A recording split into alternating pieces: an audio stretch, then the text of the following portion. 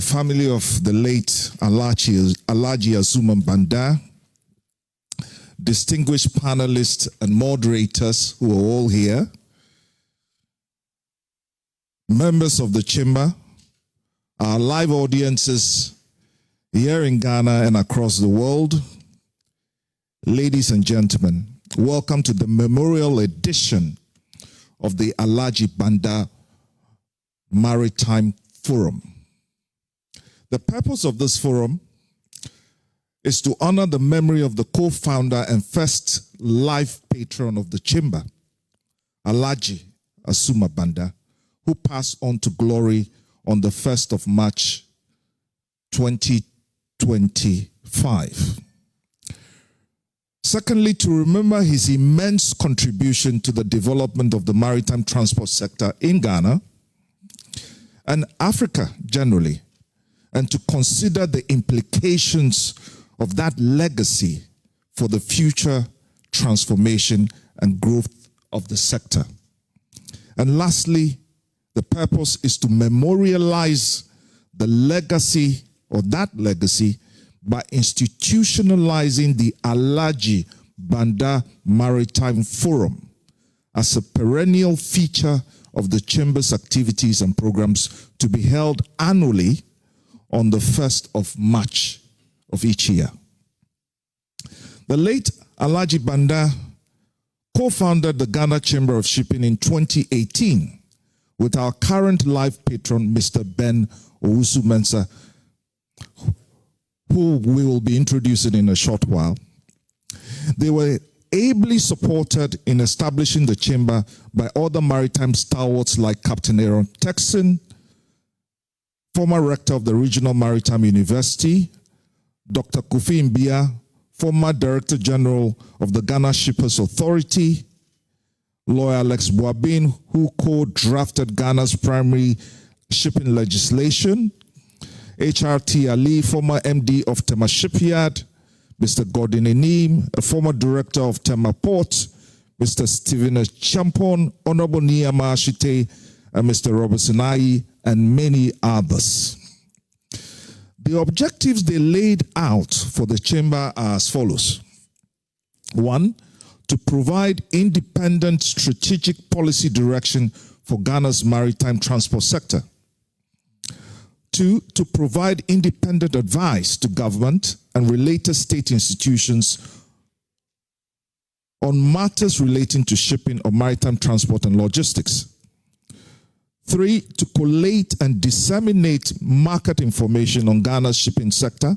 4, to provide an independent platform for private sector participation in shaping maritime transport policy and legislation in Ghana and across Africa. And lastly, to work with like-minded regional and international organizations to secure and protect Ghana and Africa's maritime transport interests. With these objectives always in mind, Alhaji Azuma Banda, a larger-than-life figure, sought to transform a larger-than-life industry for the benefit of Ghana and Africa. This larger-than-life theme will naturally feature prominently in our discussions today. At the end of our discussions, we cannot but conclude that Alhaji Banda, a private individual's impact on shipping in Ghana and Africa was inordinately significant. It gives real practical meaning to the idea that the private sector is the engine of innovation, transformation, and growth. Also, the maritime transport sector constitutes a relatively small part of the service sector of our economy, but has an inordinately critical or is inordinately critical to the success or otherwise of our economy. It is important to note, today I was listening to the radio and it's been said that the government of Ghana seeks to save $250 million or cedis, 250 million cedis in terms of production of textbooks, which otherwise were being produced outside, by producing them locally. Let me state that the maritime sector of Ghana today is importing $1.9 billion in maritime transport services. Let me also state that the maritime sector of Ghana is losing over 600 million in cargo insurance. So this sector, though small and sometimes ignored, it's extremely significant as far as the success of our economy is concerned. Despite its larger-than-life character, the shipping market is simply a group of people, namely ship owners, agents, brokers, managers, seafarers, chandlers, surveyors, shipbuilders, ship repairers, ship breakers, bankers, insurers, lawyers, administrators, and regulators, etc. Therefore, permit me to take this opportunity to invite all of you, particularly the private sector, to join the Ghana Chamber of Shipping in continuing the work started by Alhaji Banda to transform Ghana and Africa's maritime transport sector, which is a critical force, as I've said earlier, in our economic transformation and development. We ignore this sector at great peril to the success of Ghana's economy. We ignore it at great peril to the success of the AFCFTA agenda. We ignore it at the peril of the success of Africa's Agenda 2063, the Africa we want. And also let me say that in the discussions that are to follow, please pay attention to three key takeaways. What Alhaji Banda stood for was entrepreneurship, quintessential entrepreneurship. Entrepreneurial innovation is key to stabilizing the economy during global unrest, providing jobs and addressing systemic challenges. Contrary to relying on outdated institutions, entrepreneurs thrive in chaos, identifying opportunities for growth and progress.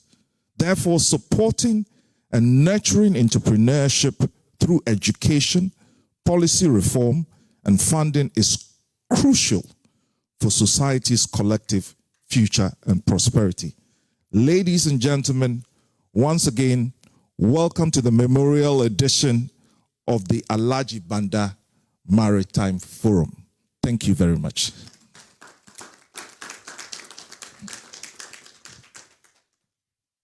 Thank you very much, Mr. Stanley Raja Holu, President of the Ghana Chamber of Shipping. Thank you very much. We can do it better. One more round of applause for him. I think a few things are coming up to me already, that we ignore this sector at the peril of our own economy. 1.9 billion, that is how much we're importing. Wow. And we're losing about $600 million if we don't do things right. So, ladies and gentlemen, once again, you're welcome to this forum. Very soon, we're going to be starting the panel discussion. The first part will be to talk about Alhaji Asuma Banda, what it stands for. At this point, I'd like to acknowledge the representatives of the family of Alhaji Asuma Banda who are in our midst. You're welcome, Madam. And then also we acknowledge the representative of the Ministry of Transport. They're also here with us. So in a few moments, we're going to be having the first panel discussion. But before then, we would have a short video clip of one of our founding members, the life patron of the Ghana Chamber of Shipping, Mr. Ben Owusu-Mensah. If we have that ready, can we start rolling that video now, please? Thank you very much. Ben Owusu-Mensah.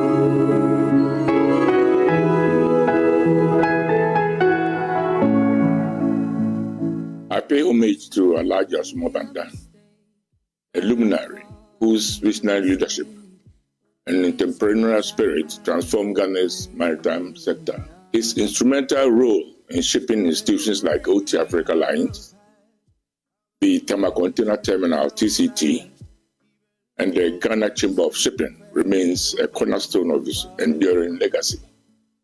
I met Alhaji Banda 50 years ago, 49 years to be precise, when I joined the Black Star Line, the defunct State Shipping Corporation of Ghana, in 1976. He was then running his own shipping line, OT Africa Line, which had its headquarters in London. I visited him at his office, where he was the only black man among the executives of the OT Africa Lines. I later became the Director General of Ghana Ports and Harbours Authority, and he was on the board as the board member representing Shipowners and Indigenous Association of Ghana, SWOT. He was not only a friend, but a father figure and a guardian angel who guided me through all the intricacies that confronted me. He was my mentor. He was at that time the country representative of Bolloré, a major investor in the maritime sector in Africa, and he assisted me a lot when it came to the concessioning of the container business in the port of Tema to MPS. After my retirement from GPHA, during one of my regular visits to Alhaji in his office in Antrak House, Dankwa Circle, I brought up the challenges that confronted the shipping industry in the country. During one of our discussions, Alhaji asked me what we can do to help resolve the issues. He then brought about the idea of we forming a think tank to assist the government ship policies affecting the maritime industry. I then suggested forming a chamber on the lines of the International Chamber of Shipping. He then agreed that we establish the Ghana Chamber of Shipping. That was the day Ghana Chamber of Shipping was born in 2017. The chamber owes its existence to the forward thinking of Alhaji Banda, who became the chamber's life patron. May his wisdom, generosity, and indomitable spirit inspire future generations to champion innovation in the maritime transport industry. Rest in perfect peace, Alhaji, our life patron.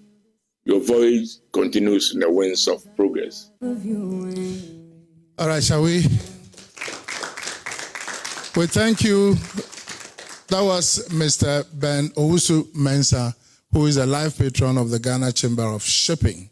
We thank him very much. Unfortunately, he's not able to be here with us. That's why he sent us that voice clip. At this point, we would begin our panel discussion. And then on the days, our four distinguished gentlemen in the maritime transport business. I'll first of all like to introduce Dr. Emmanuel Mbiah, who is a seasoned maritime law consultant and a legal practitioner. With a diverse background, Dr. Mbiah has held various positions at the Ghana Shippers Authority, including Chief Executive Officer and Chairman of the Legal Committee of the International Maritime Organization. He has also served as a visiting professor at the World Maritime and Lund Universities in Sweden, the IMO, International Maritime Law Institute in Malta, University of Ghana, Legon, and as a resource person at international seminars. He is the Chief Executive of the Chamber. Doc, you're very much welcome.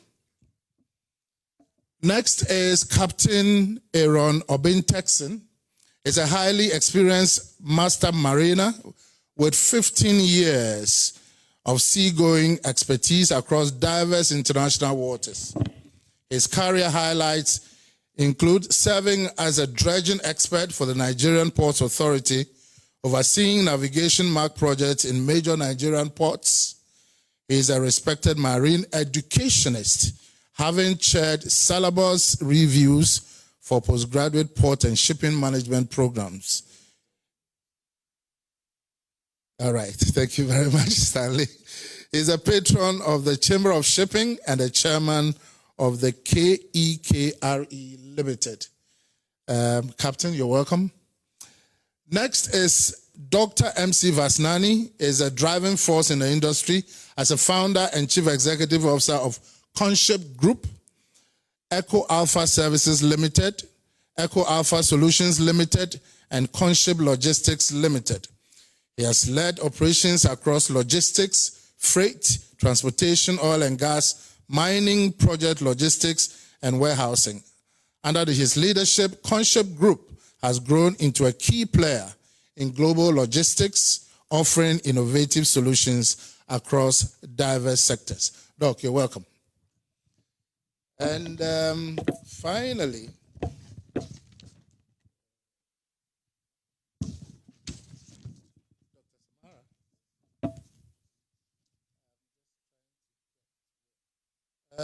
as a founding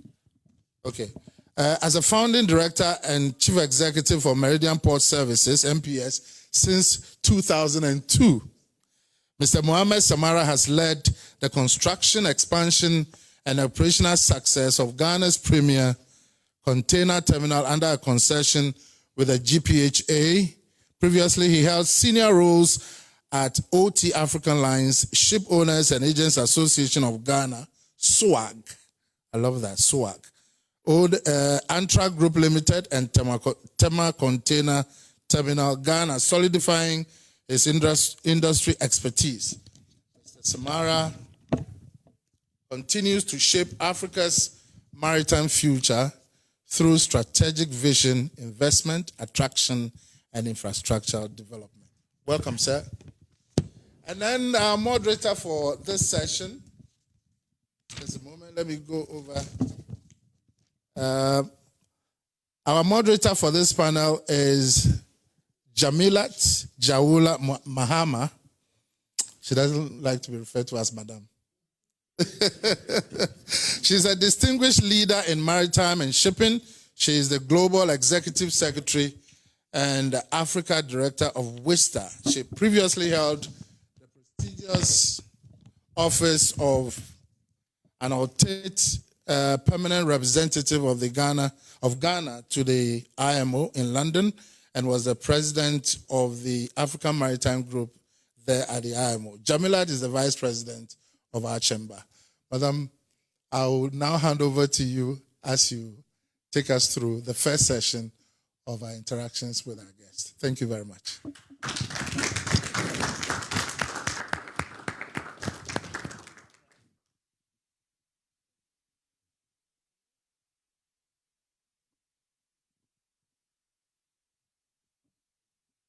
Good morning to my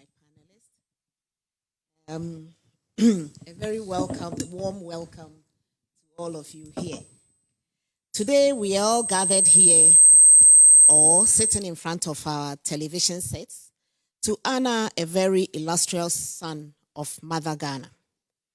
He served Ghana very well and made Ghana very visible on the global map, not only in maritime, but entrepreneur, business, everything, until his demise on the 1st of March, 2025.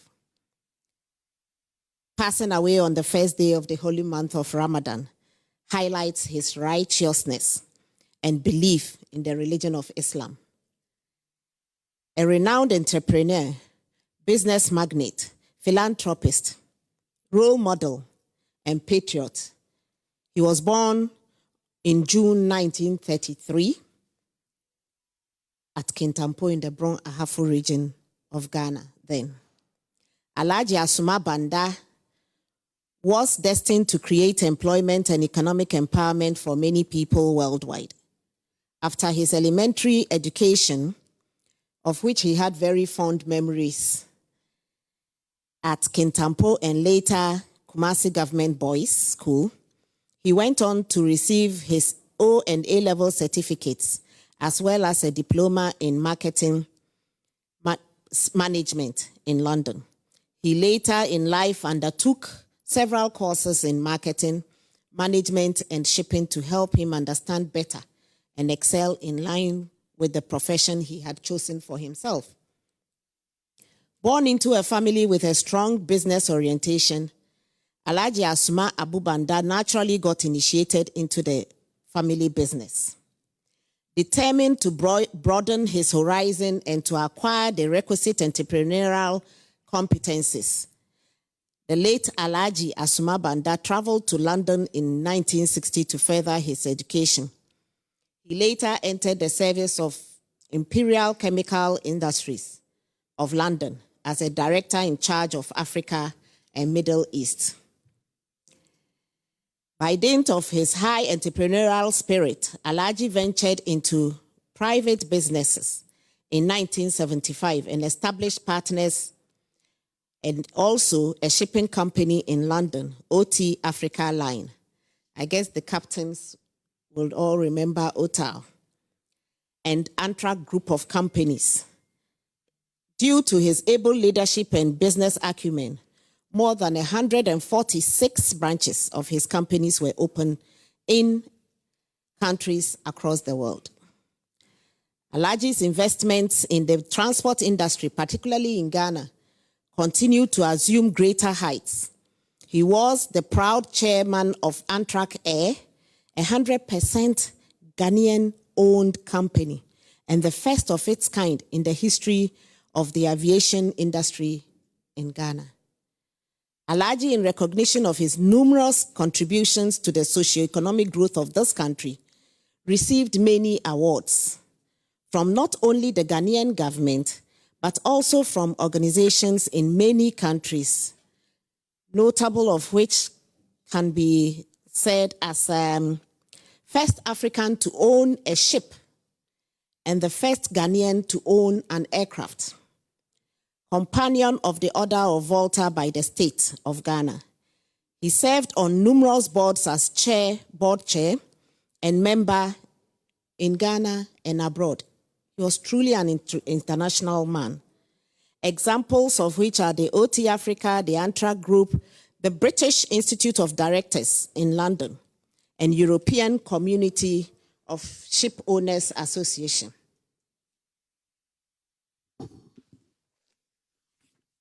With this short summary, this is actually short, abridged, of this great man, Dr. Mbiah, if I may start with you, what was Alhaji's true background before he ventured into shipping? And how did he start this new course? Hello. Am I okay? Yeah, okay. Yeah, good morning to you all. I can only start from where Alhaji himself spoke to me. I got to know Alhaji, I'm sure, more than 45 years. Yeah, and he was a father figure to me. I was his protege, and I say he was my mentor, and he was my guide. I went to him on several occasions. I was with him. I served with him on the board of the Ghana Ports and Harbors Authority. I served with him on the board of the Ghana Maritime Authority. I traveled widely with him, even in the latter stages while he was not well, when he was in rehabilitation in London. I used to visit him. I go to his house in London. I visit him. I visit him in the hospital when he was not well. Almost every evening after work, he would call me. I would go to his office, and he would tell stories, and sometimes what we call in our local parlance, tuli. Alhaji has a lot of tuli, so we would laugh over a number of things, He would tell me about his background, and it was very encouraging. He talked about the times when they had to move cattle, all the way from Mopti in Mali, by foot, passing through Burkina Faso and bringing the cattle into Ghana. You see, I believe that his entrepreneurship spirit emanates from his background. Alhaji, as Stanley said, was larger than life. You know, his name preceded him. I'll sit in his office and he will ask for calls to be placed to presidents. Presidents not only in Ghana, but outside, and he gave advice. He was shrewd, he was wise, he was witty, he was affable. I can't sum up the qualities that I could find in Alhaji. Because at every moment, he had something that met the occasion. He was indeed streetwise. When there was something that happened and it put a government in bad light, he could just tell me, look, you need to do A, B, and C, and the media will just drop this and they would go on that. And, he could just easily, and true. He would just make sure it's carried out, and that is it. And that was Alhaji. When I come to the shipping industry, Alhaji, in fact, not only Ghana, but he led the industry at a particular time for West and Central Africa, the entire West and Central Africa. I do recall one time we were in Houston, Texas. There were a number of shipping people around the table, but they didn't know Alhaji. And when I did the introduction, and then I said, and also with us is Alhaji Asuma Banda, then quietly they asked on the corner, is that the Banda? Is that the Banda? Which meant they've heard so much about him and were wondering whether indeed they were sitting with the Alhaji Banda. Such was his name. I do recall his famous words, if you want to join the party, then bring your bottle along. That resonated very much in the industry at the time when we were dealing with the issues of Cotonou 1 and 2, and then the liner shipping conferences, and the issue of 40-40-20. He was an independent, and he articulated the views of the independent, forcing the European Union to remove the exemption block. That was cardinal. In the whole of the history of shipping around this period, one of the cardinal things that happened to the industry was the dissolution, if you like, the removal of the exemption of the European Union with respect to the Europe-West African trades. So Alhaji was so instrumental in carrying out a number of things that transformed the industry. Just quickly, before I leave, I do recall I was in his office, he was talking about the airline, Amtrak. Those days, we didn't have flights to Kumasi. And sometimes when people came and then he mentioned this, he said, oh, no, you can't have an airline to Kumasi. People want to go in their bus. They want to stop on the way, eat their krantie soup, eat fufu, before they get to Kumasi. So if you set up an airline to Kumasi, it will not work. Then Alhaji said, why? It is fufu which is the problem. I'll sell fufu on the plane. And he started Amtrak Air. He started, all the time people talk about demand-driven entrepreneurship for business. Alhaji sometimes believed in supply-driven. He would create the business. And indeed, he did that for Amtrak, for Kumasi. When he started, it was very difficult. There is no doubt about it. But eventually, it caught on, and other airlines also came in. So, by way of background, I think I can say that Alhaji, for me, as I said, he was a father figure. He was my mentor. He was my guide. I was with him on several occasions. He advised me on many things. And I've not only lost a father, I've lost a friend.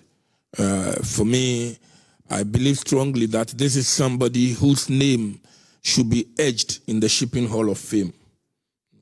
Thank you. Thank you, Dr. Mbiah. Thank you very much. Mr. Samara, What can you add to that, since you have also been with him for so long? Well, I mean, first of all, maybe we lost his presence with us, but certainly his spirit lives not with us, inside us.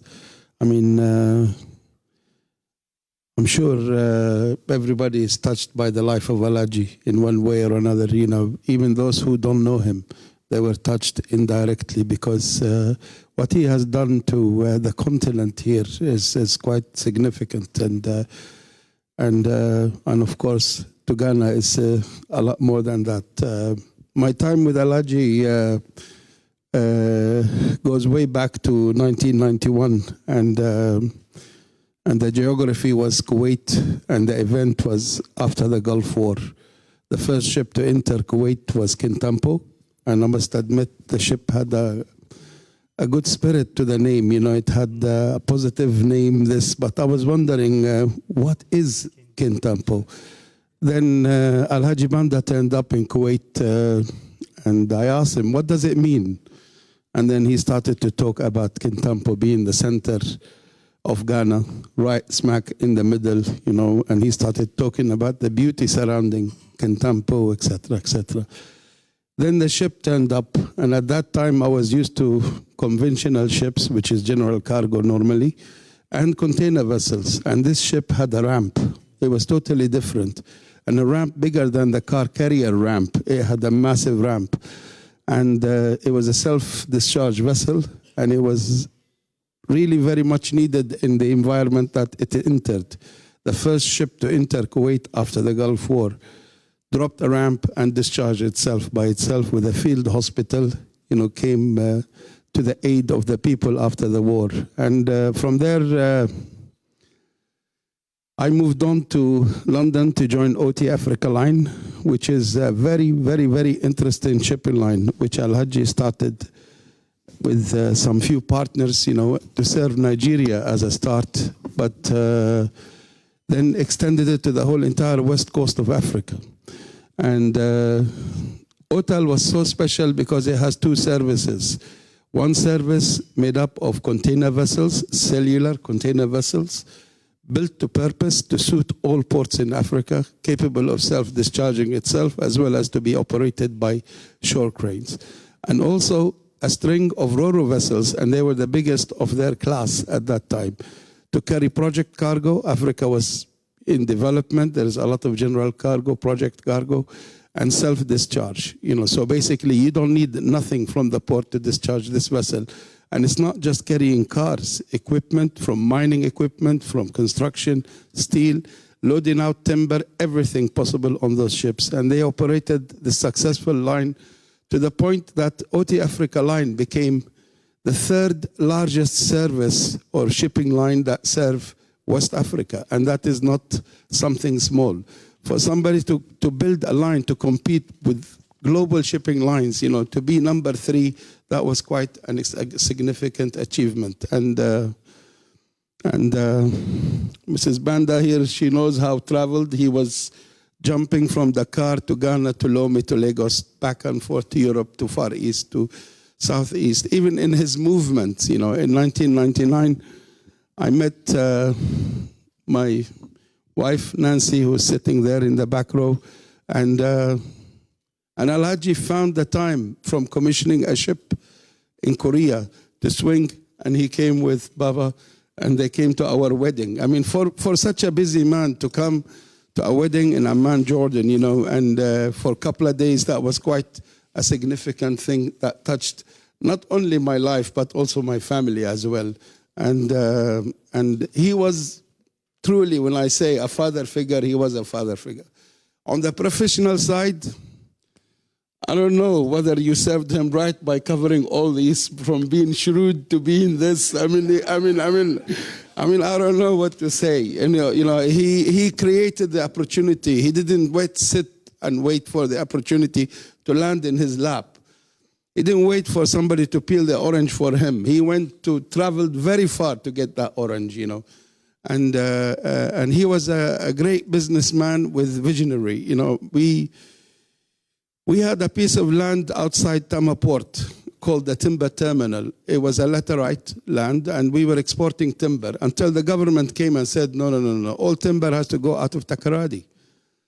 So I go to him, I said, Alhaji, what do we do with this timber terminal? He said, what do you think? I said, Tama Port hasn't got a container terminal. We could build the first container terminal in Ghana. He said, you think so? I said, yeah. I said, let's think about it more, deeper. So we did a small feasibility study and this and that. And sure enough, Owusu-Mensah came with President Kufuor to commission in 2001 the very first container terminal ever built in Ghana. So for the shipping industry, he was the first one to transform the handling of containers in Ghana, because the port was built in the 60s, but in the 60s there wasn't a single container in the imagination of anybody, let alone on the ground.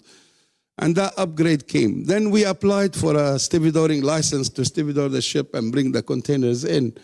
And the government had planned to build something inside the port. Then we went and partnered with GPHA to build what was known Terminal 2 of Tama Port, which, Jamila, I think you've been there, you know it, and Rob, you've been there, you've done it, and I saw Gordon and Gordon was on the board of MPS at some stage. So basically, this grew to become the biggest success, not only in Ghana, this grew to become the biggest success in the whole entire sub-Saharan, with the exception of 2 ports in Africa. We are the biggest. We are the biggest, definitely, in sub-Saharan Africa. And today, we receive the largest ships. And next month, for example, the biggest ship ever built in the world will be calling at Tama Port on a weekly service. And that could have not happened in many ports in Africa, but it's happening in Ghana, thanks to the initiation that came from Alhaji Banda. I could go on and on and on and on and on. I can see that. I can see that. God bless his soul, and may Allah take him in the highest heavens. Thank you. Thank you, and Ami. Yes, I mean, he had stories. Alhaji had stories and was a father to all. And Alhaji would not hesitate to do anything, anywhere, anytime, if he had the capacity. To add to Dr. Mbiah and Mr. Samara, the little I know was when the government of Ghana then was having issues in the Gonja land, now Savannah region. Alhaji defied all odds and went round Gonja land, Savannah region, day and night, traveled the length and breadth. And for your information, the Gonja land of Ghana has the widest landmass of the country. And he did it from point A in the Eastern Corridor to point B in the west of Ghana. And he went severally. Well, he came back, he solved the problem, and that's Alhaji for you. He doesn't take no for an answer, or he never took no for an answer. He will move to get it resolved. Having said that, Mr. Vasnani, what were his landmark shipping-related businesses?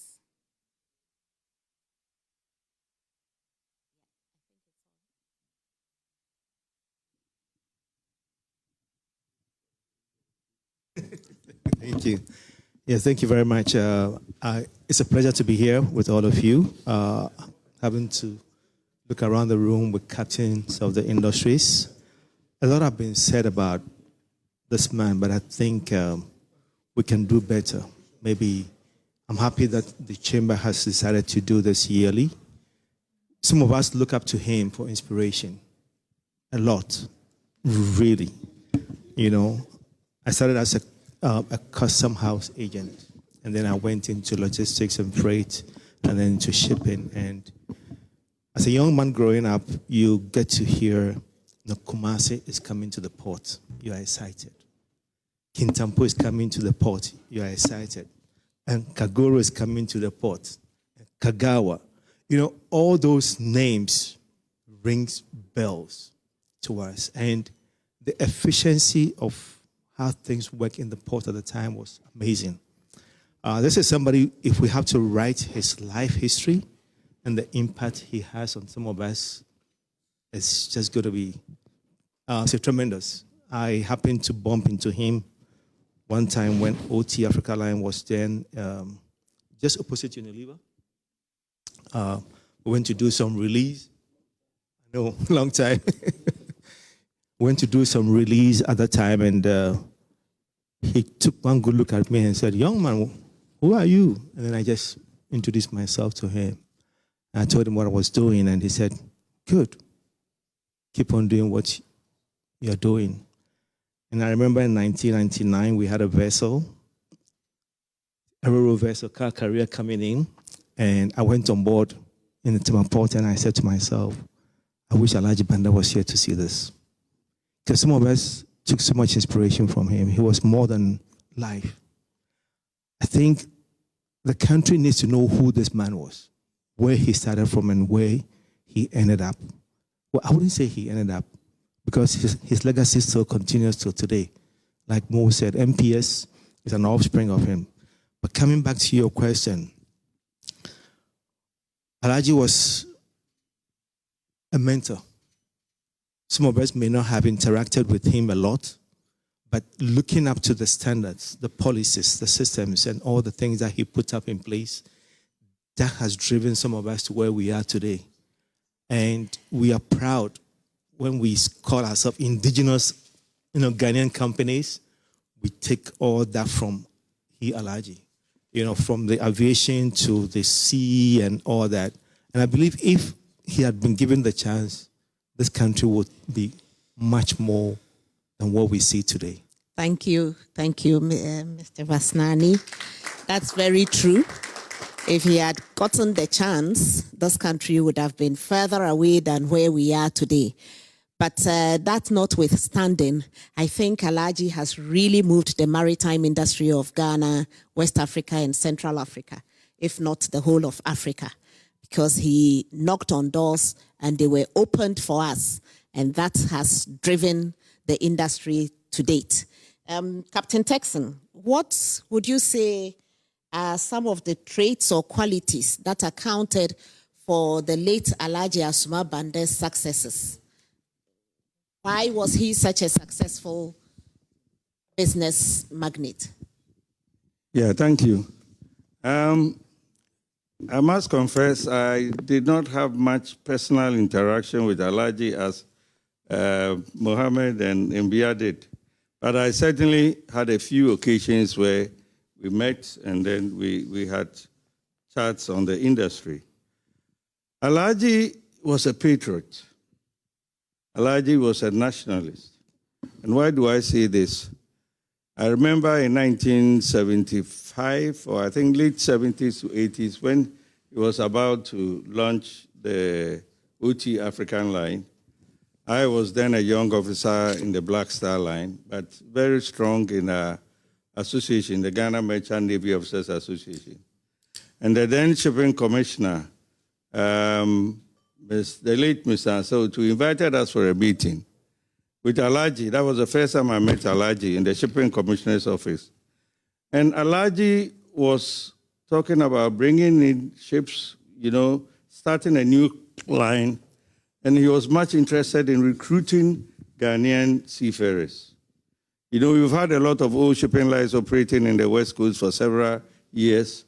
You haven't had many of them, the Dempsters and the Palm lines and the Hog line and all those people take that much interest, in recruiting our local seafarers. Alhaji also, later on when I joined the university, he also came. We had a long chat about training of our cadets. That is one of the biggest problems we had at the Regional Maritime University.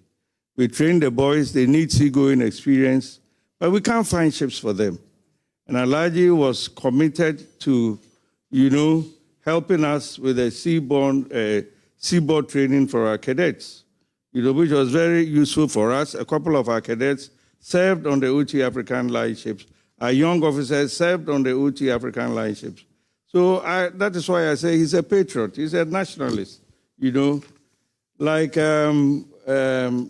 my brother, Dr. Mbiah, said, but he was a very daring businessman. Daring business. He was ready to take risk, you know. Alhaji will move where, and I will explain why I say this. He will go where, he will open doors where other people are scared to move, you know, very daring. And I say this because of OT African line, his shipping line. I was happy to hear Mohammed said it was the third largest operation in the West Africa, the UK West Africa, or continent West African trade. Yes, that was really great, because Alhaji came in around the time when we had old established shipping lines owned by the UAC, Palm Line, the Dempster Line, Hog Line from Norway, and Delmas from France. You know, these were all established shipping lines which are started in the 1940s. And then came our national shipping lines, the Black Star Line, the Nigerian National Shipping Line, the Camp Ship of Cameroon, Citram of Ivory Coast. The national shipping lines came, and they were competing with these old shipping lines, right? We had a couple of private shipping lines who tried also to join this competition, like the Volta Lines, who were the former directors of the Black Star Line in the Nkrumah regime. They formed their own shipping lines, the Volta Lines. Unfortunately, they did not survive because the competition was fierce. It was really fierce competition on the West Coast. That is a trade between UK and West Africa, trade between the North America and West Africa, trade between Northwest Europe and West Africa. And there came OT African Line, Alhaji, you know, coming to compete with these old traditional UAC shipping lines and compete with the national shipping lines. And Alhaji made a success of it, you know. Of course, Alhaji eventually sold out to the Bolloré Group, and then the Bolloré Group also sold out to CMA, CGM. But that was not because Alhaji was not successful. That was because the trend of liner shipping was changing. The Black Star Line went down, the Elder Dempsters and the Palm Lines also went down. So sometimes some people say, oh, Black Star Line went down because of management. Yes, we had Black Star Line had management problems, but that was not all. The trend of liner shipping was changing. And OTAL and all the other shipping lines went down with it. But here was Alhaji. He didn't end there. Alhaji moved on straight into the port, the terminal business. You know, TCT, Terminal Container Terminal, like Mohammed said, one of the first inland terminals we had because the port was getting congested with boxes. And moved on further to the airline industry. Yeah. When I heard Alhaji was in the airline industry, I said, wow, that is a daring businessman. Opening doors where everybody thought there were barriers, that was him. Sure. Thank you. That was Alhaji. So, in summary, I think from what Captain Texan has just told us, Alhaji's great successes were due to his daring nature, opening doors where nobody dared, and the fact that he was very much risk averse. I'm told our time is up, even though I would have liked to progress the conversation further. But to sum up, I'll start with Captain Texan again and come to my immediate left. What is his impact and legacy for the future of Ghana's shipping and logistics sector in just 3 sentences? Just 3 sentences. Well, 3 sentences. All what I'll say is that the success of his era or of his business tells us that in shipping or in the maritime industry, we should look more at the private sector. The maritime sector doesn't have much strength for government bureaucracy. That's all I'll say. Thank you. Dr. Mbiah. Just say that you can see far.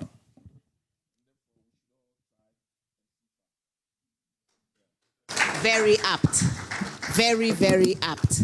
Let's all look far and see far and dare to get far. Thank you. Mo? I mean, 3 sentences is impossible, my dear. So I know that. I know. I mean, one thing that we need to touch on, also mention that I didn't mention, is integrity. Integrity. And Alhaji was never interested in any corruption. He wanted to do it the right way. He wanted to do it. He wanted to own it. He wanted to do the success and the sustainability of the business. And what we see today, most of the businesses that he has started, it is a success because of his integrity. And OT Africa Line merged initially with Dalmas, a merger that became a takeover, with Dalmas, because, as Captain said, it was the trend. And he supported both Dalmas and this and into CMA CGM.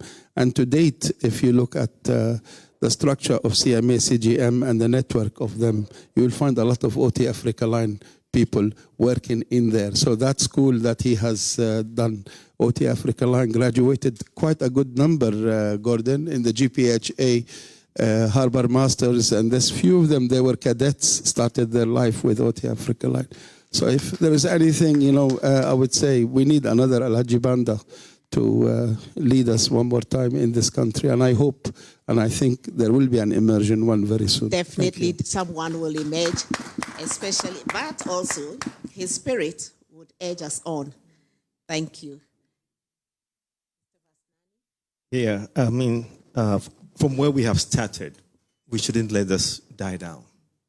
We should follow his trend. And the fact that private entrepreneurs, indigenous people can do this in this country should be given the chance. I believe the government has to look at what has happened, what went wrong, what went right, look at it and empower people. And empower we who are here today and let others also follow. So that's what I would say about Alhaji. Thank you. Thank you. Thank you. I think we have all gone far. For me, if I'm asked to round it all up, I would say, knowing Alhaji, he was the best daddy ever. He was the best father anybody could get. And everybody who talks about Alhaji would say he fathered me, not biologically, but in all other aspects of life. Alhaji was a great man. And may we all be able to walk ahead with whatever legacy and memories we have of him. May the mighty soul of Alhaji be granted Jannatul Firdaus, as we say in our religion. Thank you all very much. To my panelists, I say thank you. And to the chamber, I would say let's keep it up, because there's still a lot more to say about Alhaji, which we haven't delved in. Time is not on our side. We couldn't touch on all. I'm sure it will take us quite a couple of years to be able to finish saying who Alhaji Asuma Abu Banda was really. To our guests and our viewers, whom we say a thank you for being with us, and we hope that you've all taken or will take along something that you know about Alhaji. May his soul be in Jannah. Thank you. Thank you. Thank you very much. At this point, we would kindly ask you to descend the stage whilst we have. So we would have to, there's a little bit of a lull time. We will fill that.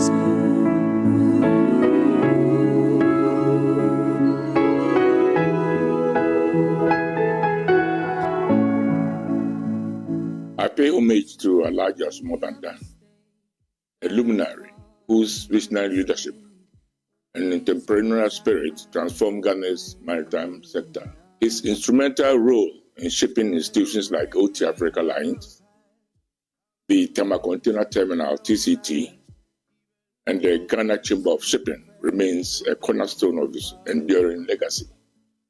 I met Alhaji Banda 50 years ago 49 years to be precise, when I joined the Black Star Line, the defunct State Shipping Corporation of Ghana in 1976. He was then running his own shipping line, OT Africa Line, which had its headquarters in London. I visited him at his office where he was the only black man among the executives of the OT Africa Lines. I later became the Director General of Ghana Ports and Harbours Authority, and he was on the board as the board member representing Shipowners and Agents Association of Ghana, SWAG. He was not only a friend, but a father figure and a guardian angel who guided me through all the intricacies that confronted me. He was my mentor. He was at that time the country representative of Bolloré, a major investor in the maritime sector in Africa, and he assisted me a lot when it came to the concessioning of the container business in the port of Tema to MPS. After my retirement from GPHA, during one of my regular visits to Alhaji in his office in Antrak House, Dankwa Sekiro, I brought up the challenges that confronted the shipping industry in the country. During one of our discussions, Alhaji asked me what we can do to help resolve the issues. He then brought about the idea of we forming a think tank to assist the government ship policies affecting the maritime industry. I then suggested forming a chamber on the lines of the International Chamber of Shipping. He then agreed that we establish the Ghana Chamber of Shipping. That was the day Ghana Chamber of Shipping was born in 2017. The chamber owes its existence to the forward thinking of Alhaji Banda, who became the chamber's life patron. May his wisdom, generosity, and indomitable spirit inspire future generations to champion innovation in the maritime transport industry. Rest in perfect peace, Alhaji, our life patron. Your voyage continues in the winds of progress. There's a whole lot to discuss, but we're going to make the most of the time. So to my immediate left, he is an accomplished leader with extensive experience in the maritime and oil industries. As the president and chairman of the CAGL group of companies since November 2010, he has demonstrated exceptional leadership and strategic vision. His expertise in operational excellence is further evidenced by the several roles he has held in blue chip companies. And I'm going to name a few: Schlumberger Seco Inc. and Trident OGX. He's in the person of Dr. Isaac Owusu-Mensah. Please, let's welcome him. Then when you think of the maritime industry, this name cannot escape you, and I'll be giving you a brief introduction to him. He is the immediate past Director General of the Ghana Ports and Harbours Authority. He's an astute port and maritime affairs practitioner with experience in port reforms, port supply chain and trade facilitation, privatization, business development, and human resource management. He currently holds the position of the Vice President, Africa Region of the International Association of Ports and Harbours, as well as the immediate past President of the Port Management Association of West and Central Africa. If I wanted to talk about some of my panelists to exhaustion, it would be quite a lot, so I'll leave it there. Ladies and gentlemen, Michael Luguje. Let's put our hands together for him. And all of them have such rich profiles, so I'm going to have to truncate at a point. But our next panel member is the Director of Operations at the Ghana Shippers Authority. Now, since 1993, that's how far back she goes, she has held various positions at the GSA, including Deputy CEO. She is an ardent advocate for women and was one of the founding members of the Ghana chapter of the Women's International Shipping and Trading Association. She currently is the president of the Women in Maritime of West and Central Africa, an initiative of the International Maritime Organization that aims at empowering and encouraging women participation in the maritime sector. She's a chartered member of the Chartered Institute of Logistics and Transport. Ladies and gentlemen, Ms. Sylvia Owu. Now, the next one who will be giving us some technical expertise as far as the panel is concerned. She has roots deep into this industry. She's a senior business executive with 20 years working experience in shipping, oil and gas regulation, and banking in Ghana.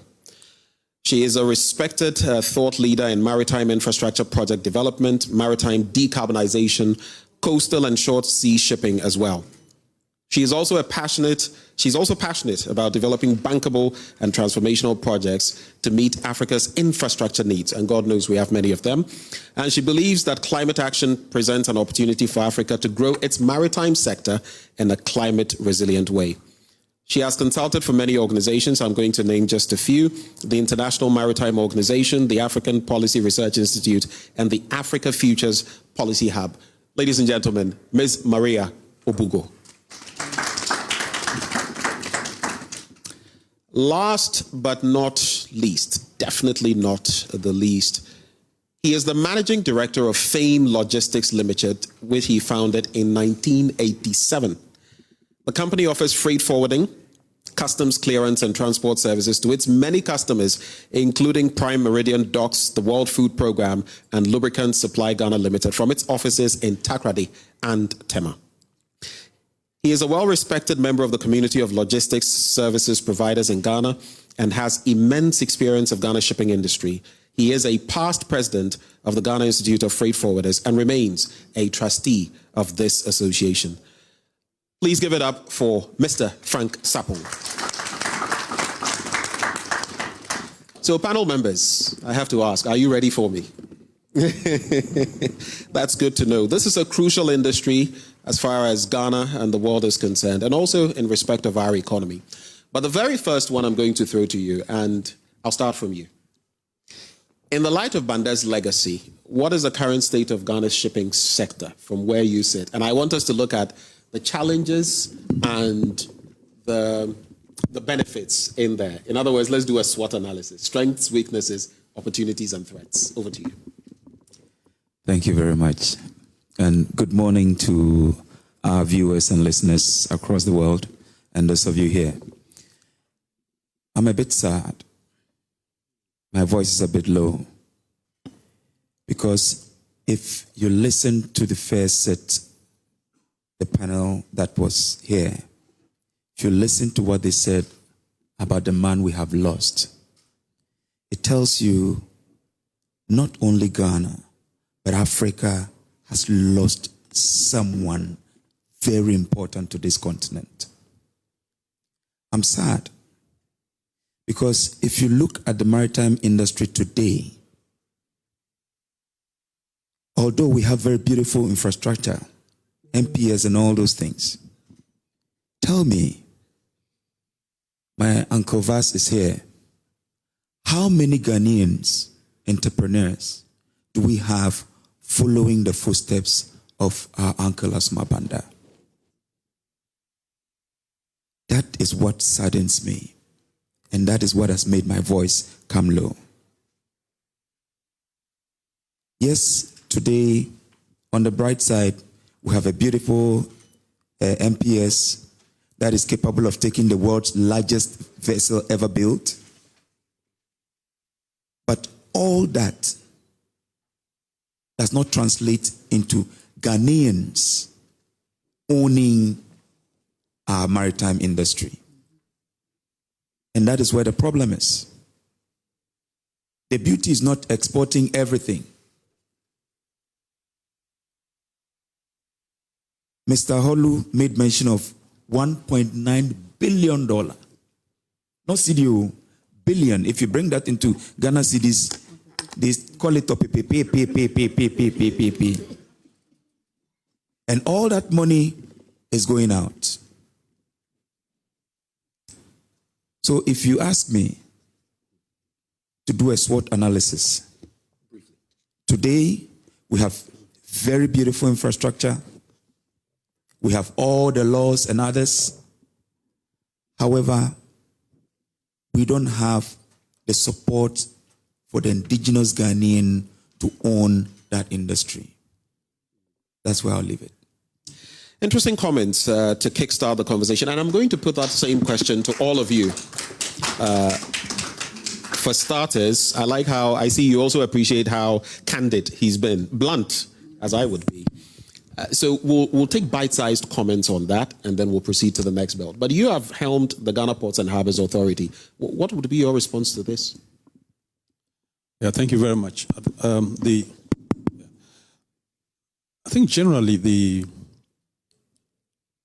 ports or the shipping sector, being a service industry, is, as far as our country is concerned, we have an environment and the attraction that is needed for us to be able to generate all the capacity and the value we can do out of it. And just as the presentations have been done, the port infrastructure has been modernized. We have first-class facilities today in terms of container, and in Takoradi also for container and also for bulk cargo and oil and gas. These are all available. But of course, the service provision in terms of the vessels that are carrying the cargo in and out of the country, like others have said, doesn't belong to Ghanaians. There's largely a foreign-owned facility to carry the cargo in and out, and naturally the benefits that come with it do not come to us as Ghanaians. Since it's just the introduction to talk about, whatever the challenges, the focus should be on looking at Alhaji Banda and seeing who else can step up and help us be able to at least keep part of it. We might not be able to keep the entire, benefits of the business or ownership of the movement of the cargo in and out for ourselves, but we should partake in it and gradually grow into the future where we could also be the big guys like the MSCs and the Maersk and others. Yeah, thank you. That's right. Thank you for those initial thoughts as well. And typical Ghana, sometimes you set up an industry and then the ownership of the industry ends up falling into foreign hands and the locals can't even get a bite of the industry. Sylvia, what would be your take on this?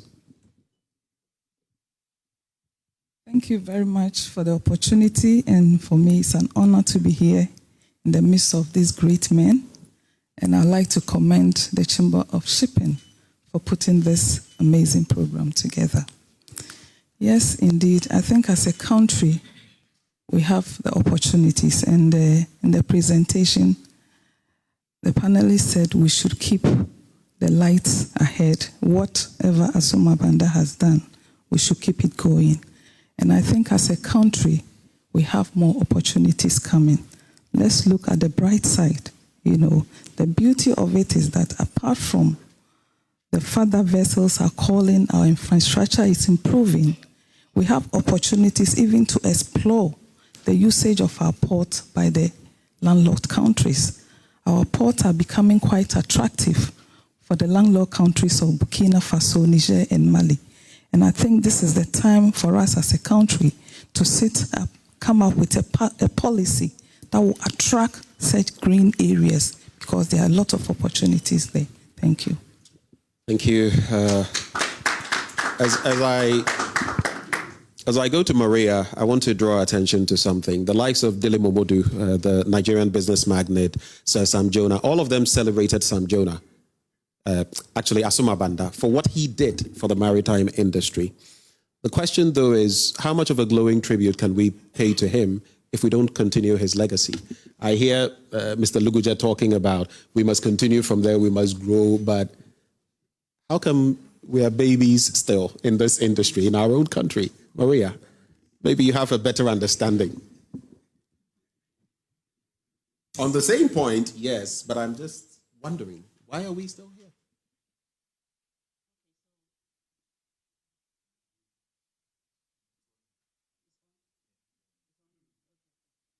Good morning to you all, and I'm honored to be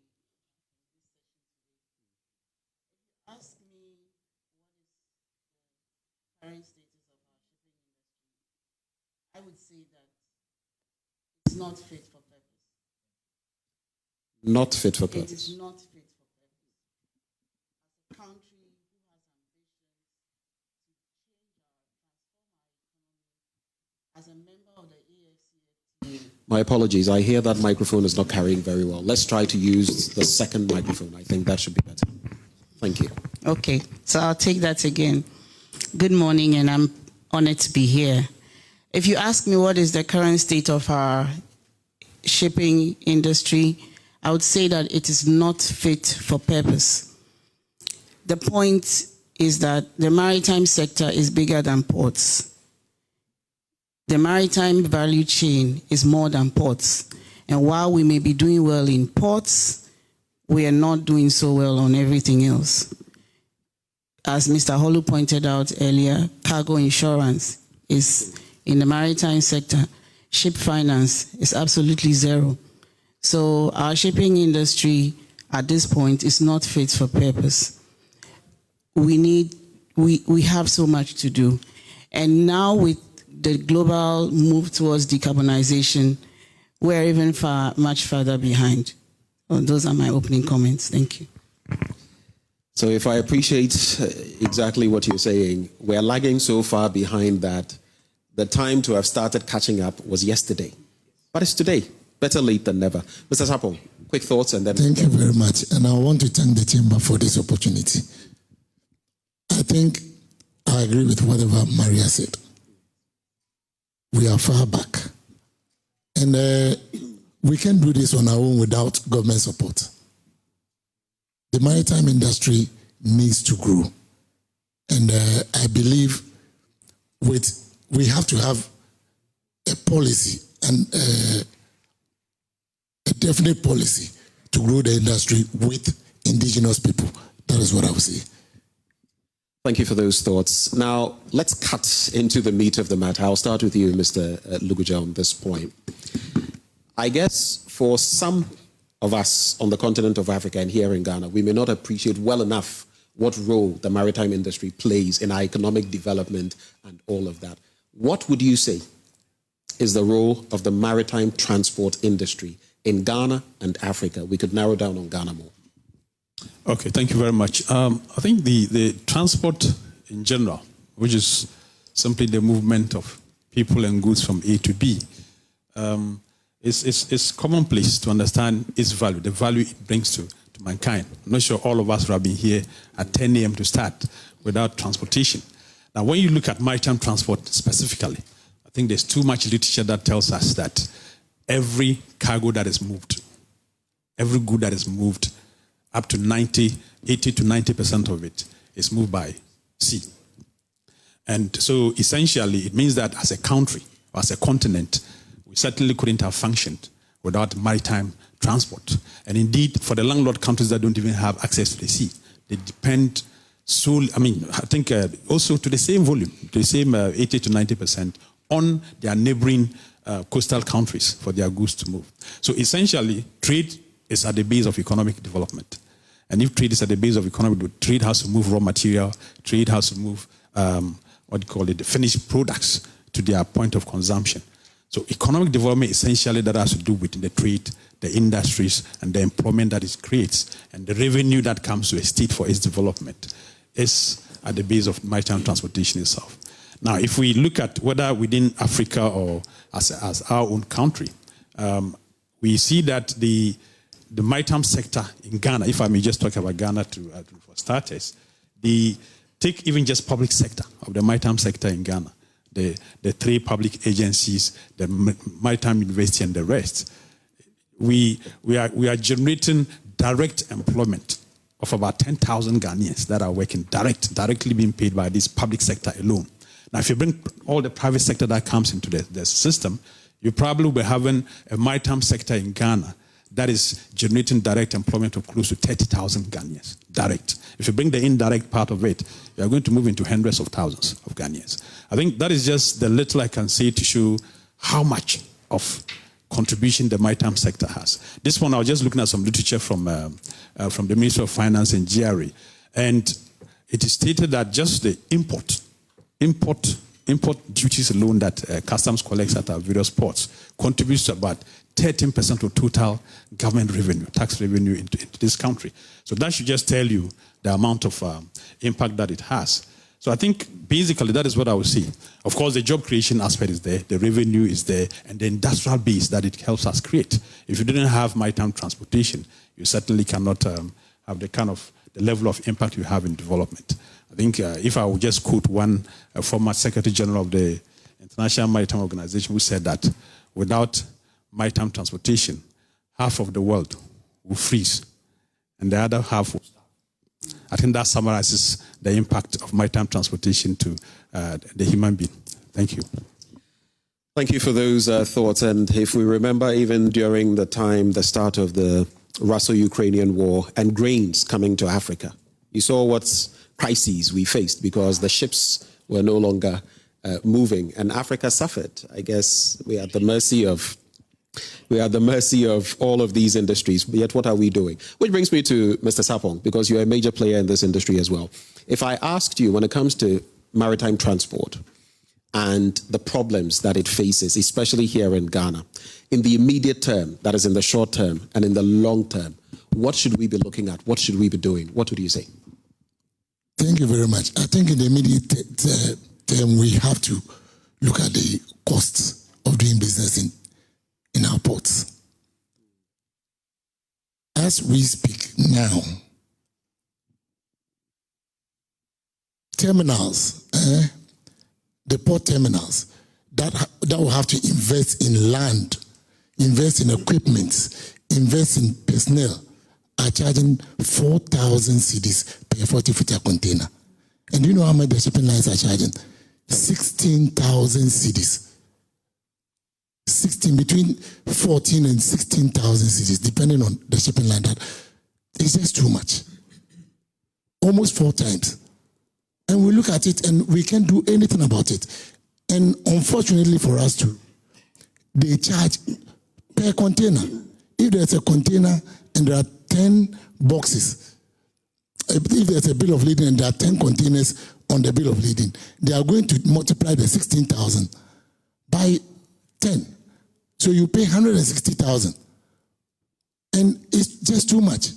They deliver only one document, delivery order. One delivery order. And we sit down and look at it. Apart from that, all that money is for the shipping line, who are all foreign companies. There's no Ghanaian shipping agent in Ghana now. Now, when you come to our side of it, which my own people are all guilty, is a consolidation. Consolidation, we charge close to $360 per CBM. And a 40-footer container will have about 60 CBM. So you are talking about collecting almost $21,000 per 140-footer container. And we look at it, we sit here, no control. And we lose out on all of that. That is the problem. The port is so expensive that nobody is tackling it. Nobody is looking at it. We have complained severally, but unfortunately, there's nothing that anybody is doing about it. We will look at transportation. Unfortunately, clearing transportation, the trader will have to negotiate with you first. But when it comes to shipping line charges, when it comes to consolidation, you have no negotiation powers because your bill of lading already will have to go to them. They will have to release the cargo to you. So when it comes, anything they tell you that they are charging, you don't have anything to say about it. Unfortunately, we are all looking at it. Even though there have been complaints, we don't know where it's going. And so we believe that we should take on this mantle and ensure that, like Stanley said, we are importing 1.9 billion. And all these things are part of it. And I believe we should have a negotiating power, so far as we are concerned, to make sure that we reduce this cost in our ports. Thank you very much. Thank you. Thank you for opening up, not a can of worms, but what the situation really is. I'll come to our 2 women panelists on this point, but I'll start with Mbiah. Describe then for me the architecture, because he's painted quite a picture, a gloomy one, in terms of the legal, regulatory, and administrative framework that currently pertains in Ghana's shipping. What are the needs? It's the for me. All right. So from my observation, and this is an an observation from the outside, I dare say. I see the Ghana Maritime Authority and the Ghana Shippers Authority as the regulatory bodies of the industry. You also have Ghana Ports and Harbours Authority and Volta Lake Transport Company also as regulators. But for these latter two, they are also players themselves in the commercial side of things.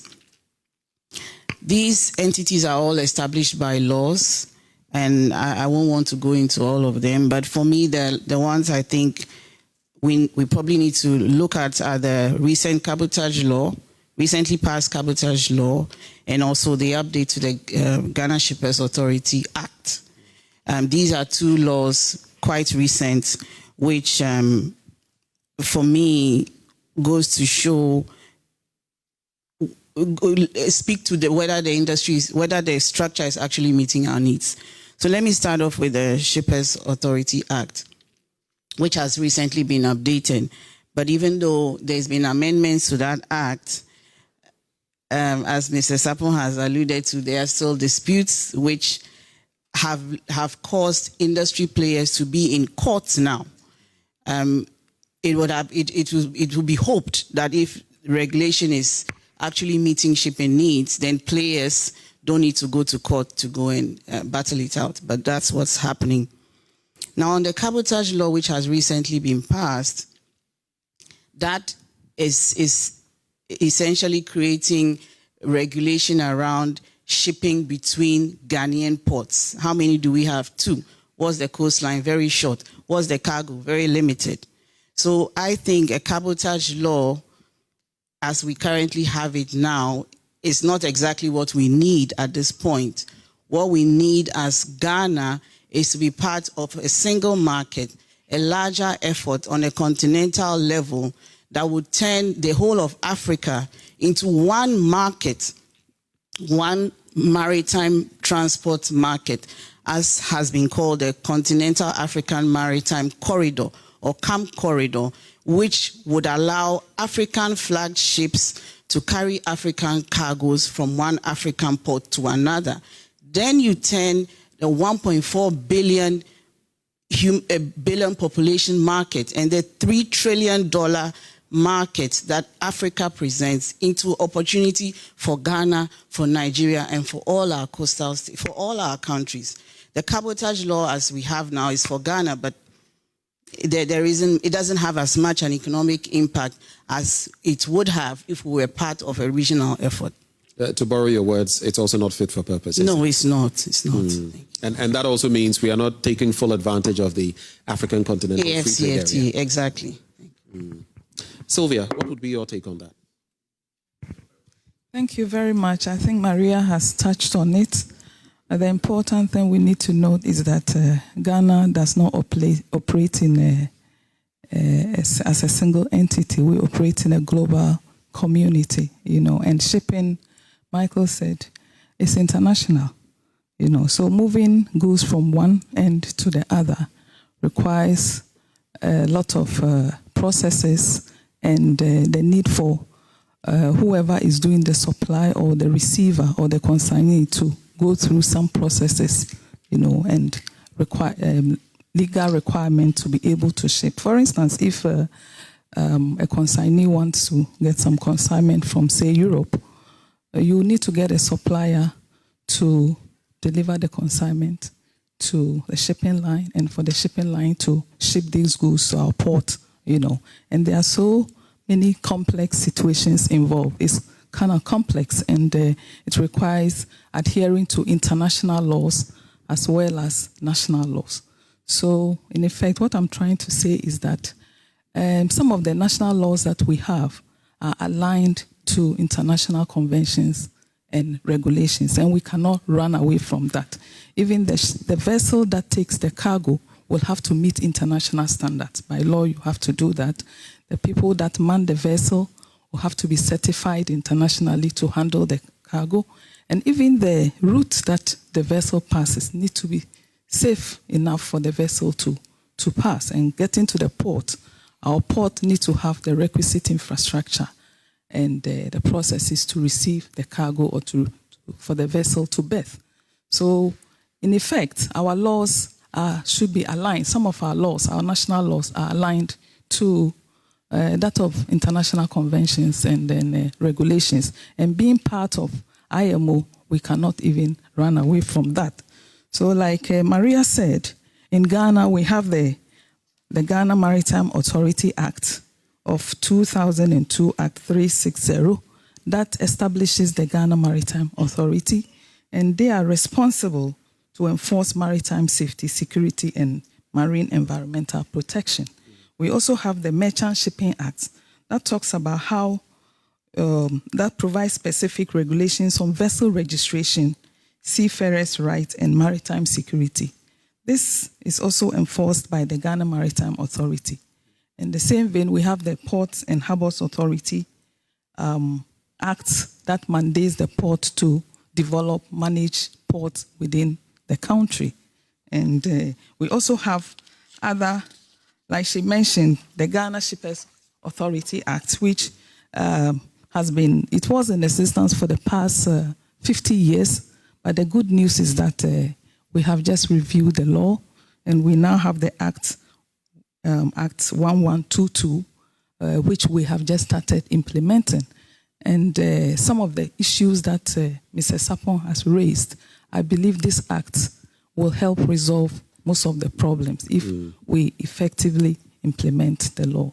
So there are other legal architecture, legal framework that we need to abide by as a country. And we even have other agencies that also operate within the port, like the Customs, the Petroleum Authority, the Environmental Protection Authority. They all are agencies that are mandated, under the legal framework to operate within our port. And we have to work together. Interesting points have been made. Later, I'll come to Mr. Luguja, but I want to come to you first, Dr. Owusu-Mensah.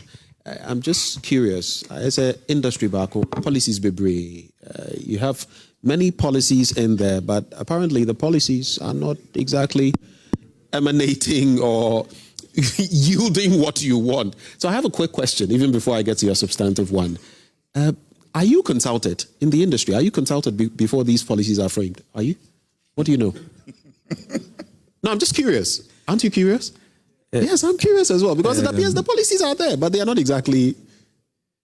The truth is... I'll force you to speak some Chi in there. Yes.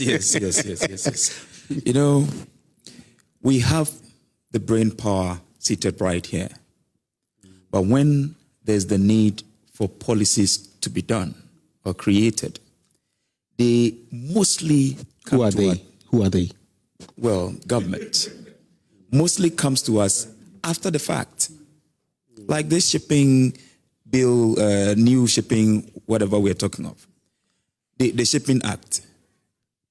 This chamber of shipping, should have, in fact, been consulted in the redrafting, from point A to the end. But I dare say Uncle Rob and others are here. If I'm mistaken, Mr. CEO is here.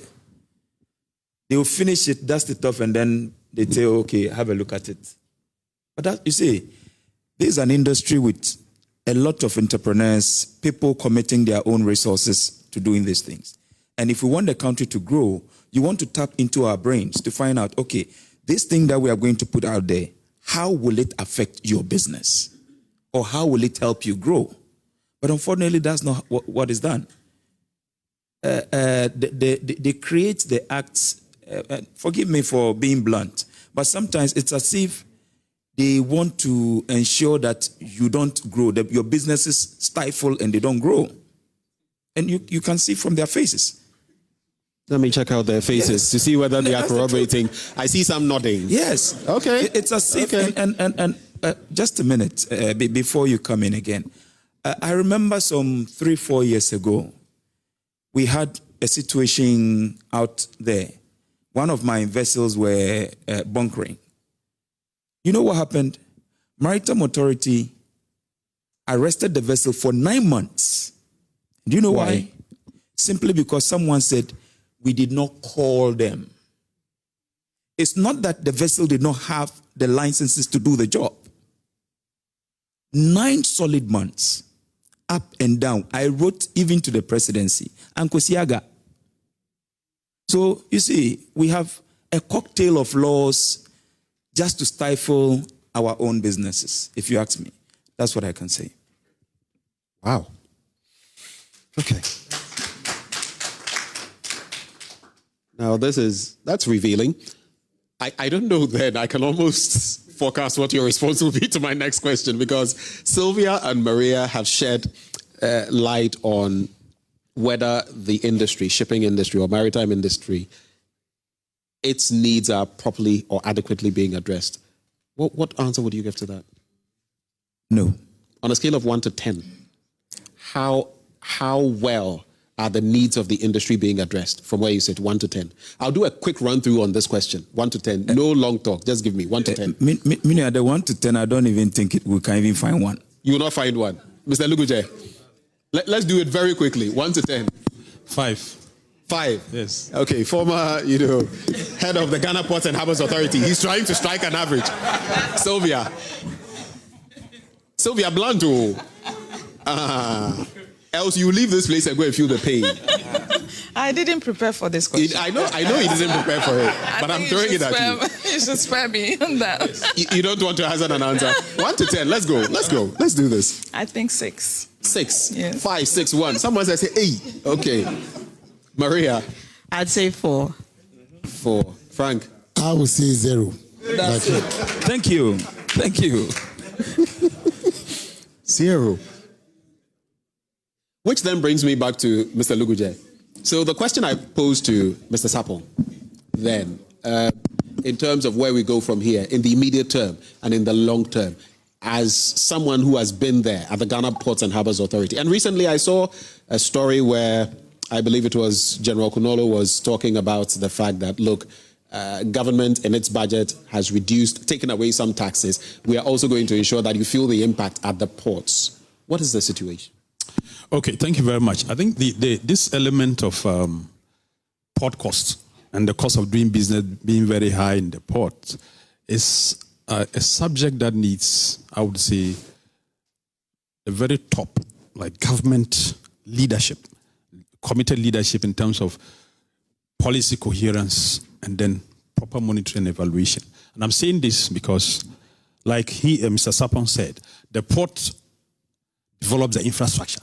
If you look at investment in all the players in the port sector, the entity that spends so much to provide the basic infrastructure that everybody needs to do their business is the port.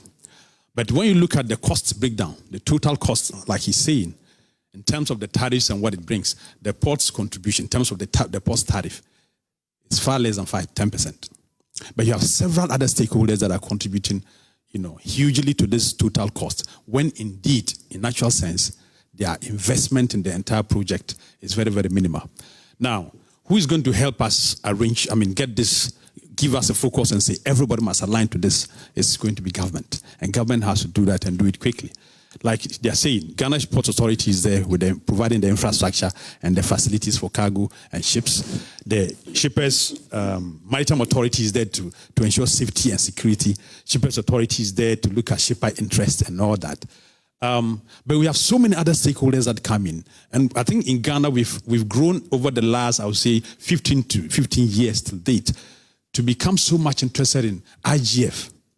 IGF becomes something that is such that every entity, in every space we are operating, it's like, how can I charge a fee to make money for myself as an agency?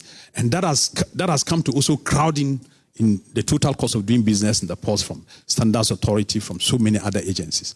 And like he said, I'm part of public sector, and the Maritime Authority is there. Because you have your law that mandates you to provide a certain service and charge a certain fee. If you don't have government whipping everybody to line, that doesn't give you the free will to charge anything, then we are going to have the market suffering. Now, Maritime Authority will tell you when the vessel infringes upon a certain regulation, there has to be a penalty. Now, you see that the focus is more on the penalty than its impact on the trade. And the point is, the idea is not necessarily to fine. It is to encourage the person to correct whatever it is and be able to come back and do business better, not to fine and insist upon the fine. We've seen that severally. Port Authority has to intervene. We had to discuss and go to ministry, like he said. But at the end of it all, we also have other agencies that will come into the system and then go and work through other ministries, Ministry of Trade, Ministry of Health, and come into the same port sector and introduce fees. All of them come to impact on the serious fees, very huge fees that are even more than the investors in the port facility. And it all comes in to contribute towards the huge cost of doing business. If we look at the breakdown, you see that customs duties and taxes alone account for about 80% of the total cost of imports.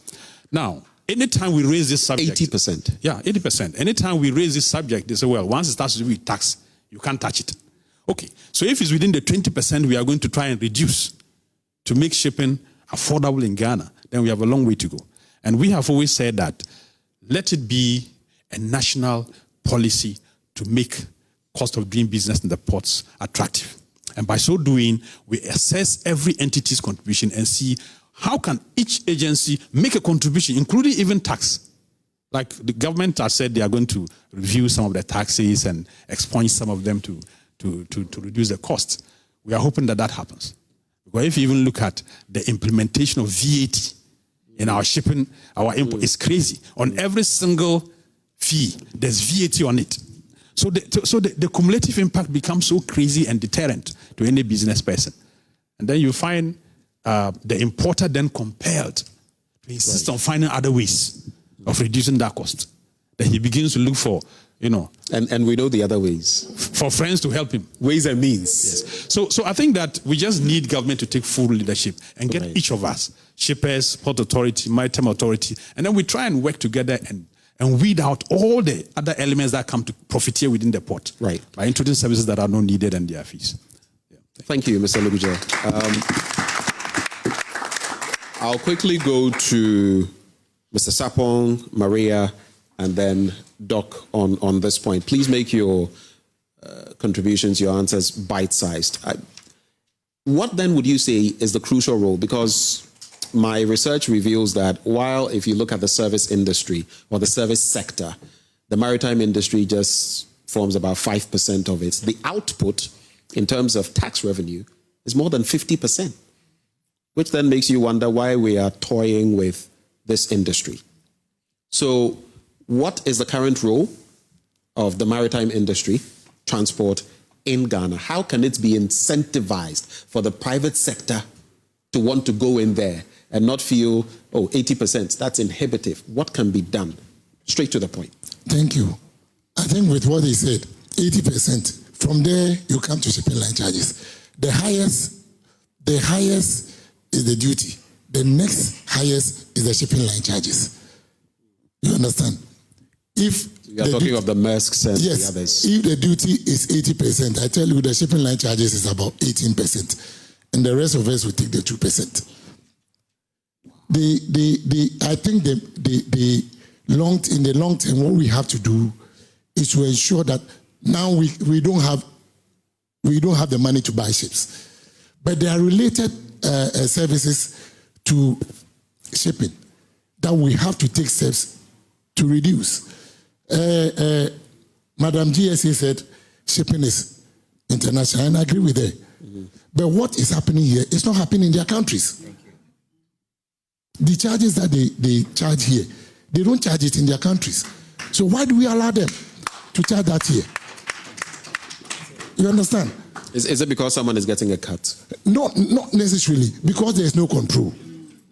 Because nobody is controlling the lack system. of regulation. Yes. So I believe we have to take the steps to make sure that our regulation is intact. Okay. We actually, as at now, we don't know who is controlling who. We actually don't know. Because we have made representation to both Maritime Authority, to Shippers Authority, and most of the time, they tell us, Shippers Authority, we met them somewhere in October, when they had a new CEO. I think GIF went to meet them, and they told us there's a new law that they are going to, and she's now mentioning it again, that there's a new law. I don't know how long that law is going to be, but like she said, shipping is international. What is happening in Ghana should be the same thing happening there. Okay. But unfortunately, when you do, you are booking for a vessel to ship, let's say, 10 containers to Europe, you see the shipping line charges per container here. But when it gets there, their charges is per bill of lading. Why are we allowing this to happen to us? Pause right there for me. And the question is, why are we allowing this in Ghana? What is happening? Are we different? Maria, your take. I know some shots were fired at Sylvia. I want her to cool down before I get to her. Allow her to address some of them. Maria. Yeah, I think Alhaji Asuma Banda is evidence that the private sector can actually move the needle quite significantly if supported. So I think the focus should be on supporting private sector, or at least not frustrating private sector. I want to speak to the mistrust that exists between private sector and public sector. I have had a few experiences. You apply for things, simple things, takes 2-3 months to get responses. Sometimes you feel as if the public sector feels you are competing with them, or maybe you are going to get too rich, or there is real palpable mistrust, and that mistrust does not augur well for business, because public sector must facilitate or create an enabling environment for business to thrive. Public sector or government should also help by de-risking the sector so that private capital can flow to it. And de-risking it means, one, let there be clarity in the laws. Two, use government resources where possible to provide capital or guarantees or a fund that can, backstop the investments that private sector makes. I know our regulators, GMA, GSA, they are accumulating quite significant sums. Some of those monies could be applied to a maritime fund that could serve these purposes. Thank you. Dr. Owusu-Mensah, quick thoughts on that same point. Very quick thoughts. Well, I'll say government should look at all the agencies regulating the maritime sector and come up with one that we know this is where, when we have all issues in the maritime sector, we go to have it fixed. I'm saying this because I don't decide when there should be a holiday. However, when my containers are seated at the port and there's a holiday, I'm charged demurrage. If it's the weekend, I am charged demurrage. I will pass that cost on to you, the end user. So government should look at all these things, come up with, for me, one body, and tell us that everything related to maritime, go to this your father and let him sort it out for you. Today, you go to the shipping authority, you go to maritime authority, you have to go to customs, you have to go to GPHA. Look, who is who? Who is handling what? We understand that there are sections. You have different sections or different sectors, and so you want different leadership in those areas. But from where I sit as a businessman, and I have to pay $5,000 just to renew my license for a vessel to operate in Takoradi Port, and then come and pay some money in Tema Port, then have to pay GSA, have to pay Please, it kills the business. It does. Let me just let you know that we'll have time for maybe one, maximum 2 questions. Very briefly, if you have anything you want to share or a question you want to pose, would be with you in just about a minute. I'll conclude with 2 questions, one to Mr. Luguje, one to Maria, and then we'll cap off the conversation. When it comes to the untapped, underdeveloped critical areas in the industry, in 30 seconds, what do you think can be done? What are those sectors? What should be done? Okay, untapped in our sector, in Ghana, looking at Ghana, unfortunately, short shipping would have been an area, but like we've said, the market is small, so we need to widen it within the sub-region. Look at Africa, ECOWAS and Africa. That's a very important area we should look at. The maritime labor Maritime labor development and supply is an area that is very important if we want to look at opportunities within the sector. Of course, dry docking and ship repair is a very important area. We've started it before, we lost it, and we have a facility sitting in Tema that is getting rotten away when there is a lot of business for it. That's a very important area we should look at. Of course, investments in some PPPs in port infrastructure development, especially inland, ports.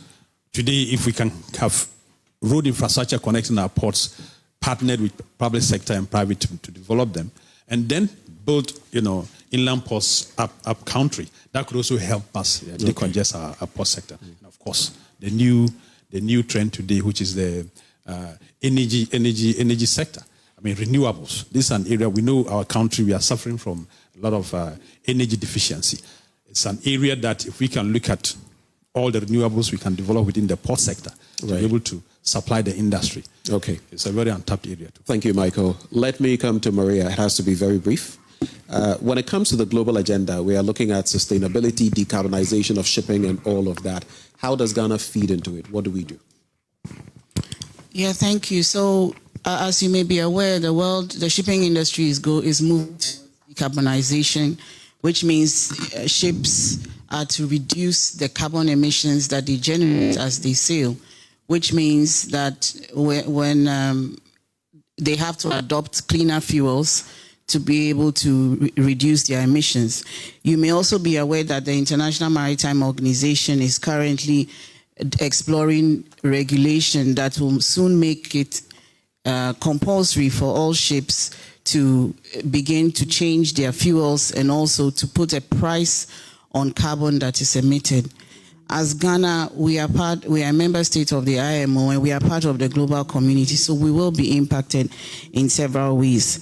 One, we can expect that there will be increase in freight costs because decarbonization comes at a cost. Right. All these freight costs will also have an impact on our food security because most of our food is imported.